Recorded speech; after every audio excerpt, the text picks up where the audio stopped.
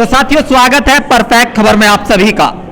मैं फिलहाल एक इमाम बारगाह जिसे बोलते हैं वहां पर मौजूद हूं। हिंदुस्तान एक ऐसी सरजमीन जहां पर अलग अलग धर्मों को मानने वाले लोग रहते हैं। यहां पर देखा जाए तो एक धर्म के अंदर कई पंथ निकलते हैं, कई संप्रदाय निकलते हैं। इसी तरीके से मुस्लिम धर्म की अगर हम बात करें तो इसमें दो समुदाय हैं, शिया और सुन्नी। शिया जो कि अगर देखा जाए जनरल कैटेगरी में आते हैं, अगर सामाजिक तरीके की से हम बात करें, और अगर हम भारतीय कानून की बात करें तो संविधान का आर्टिकल 25 सभी को धार्मिक स्वतंत्रता का अधिकार देता है।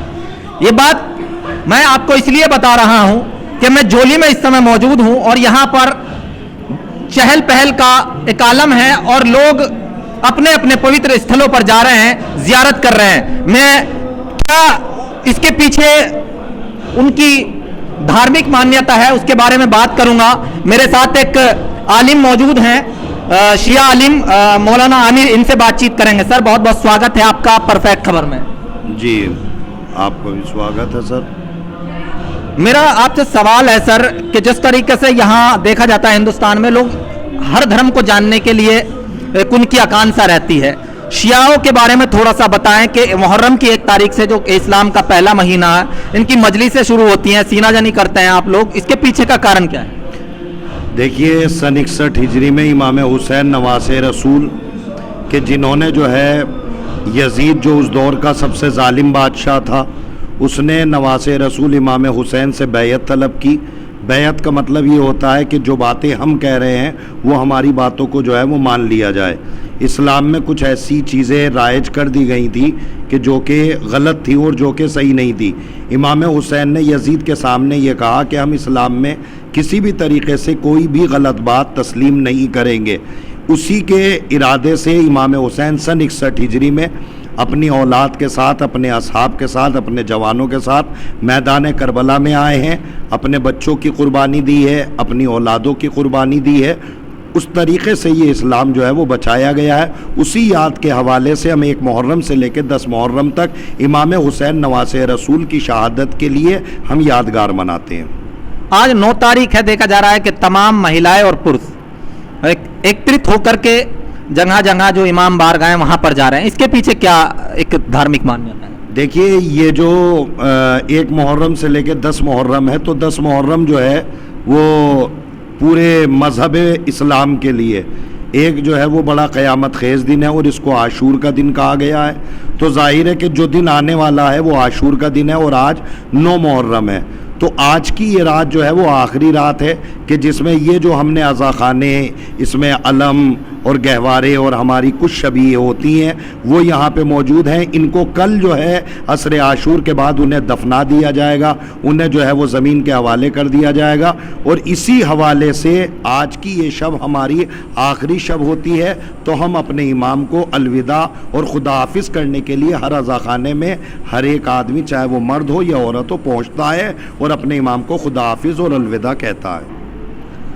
जिस तरीके से देखा जाता है कि कंट्रोवर्सी भी कभी कभी हो जाती है, उसके पीछे क्या कारण मानते हैं आप?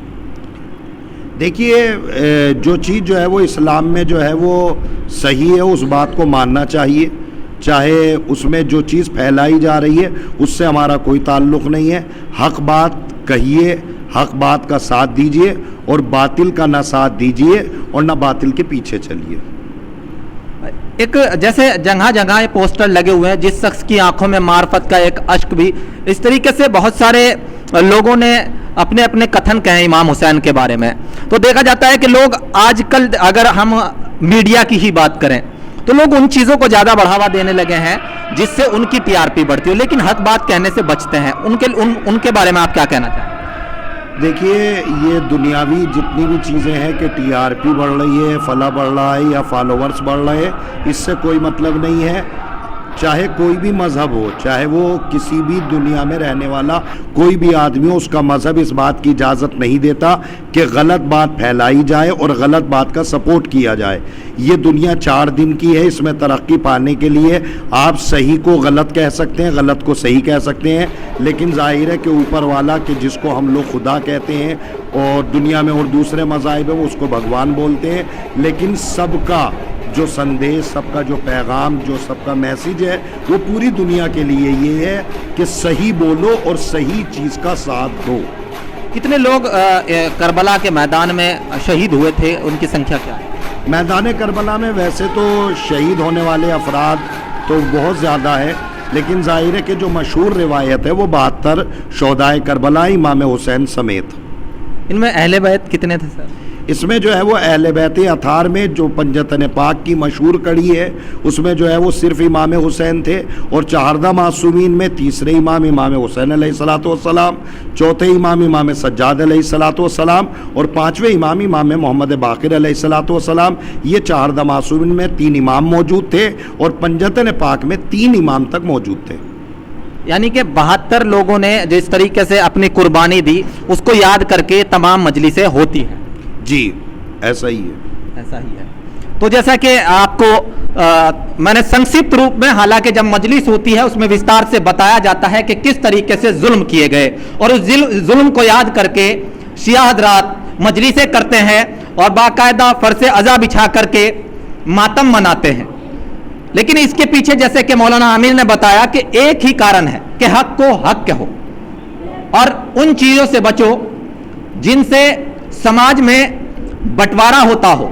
मैं लगातार कोशिश करता हूं कांवड़ यात्रा से लेकर तमाम वो चीजें जो धार्मिक आस्था से जुड़ी हों उन्हें भी दिखाऊं, धार्मिक सुधार से जुड़ी हों उन्हें भी दिखाऊं। अब आपका फर्ज बनता है कि जिस तरीके से मैं आपको तमाम चीजें दिखाने की कोशिश करता हूं आप आगे तक बढ़ाएं, लोगों तक शेयर करते रहें, जुड़ रहिएगा इसी तरीके से मेरे साथ। मैं परफेक्ट खबर पर शाहिम हसन। परफेक्ट खबर, आपकी आवाज आप